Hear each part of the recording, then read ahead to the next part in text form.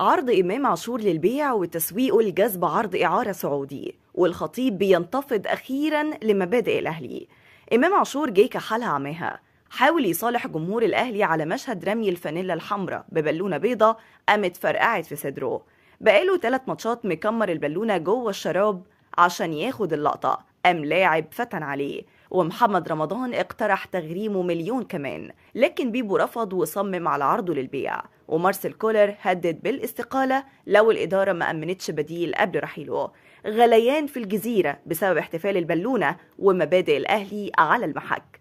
كالعادة إمام عاشور وأخوه في الرضاعة محمود كهربا بيفسدوا مشهد الفوز بلقطة ملهاش أي 30 لازمة. الخطيب شاف زي كل متفرج مشهد احتفال عاشور بالهدف الثاني بفرقعة بالونة بيضة كان مكمرها في الشراب عشان يتصدر ترند على قفا ناديه السابق الزمالك، ويوصل رسالة كيدية فيما معناها أنا اللي نفخت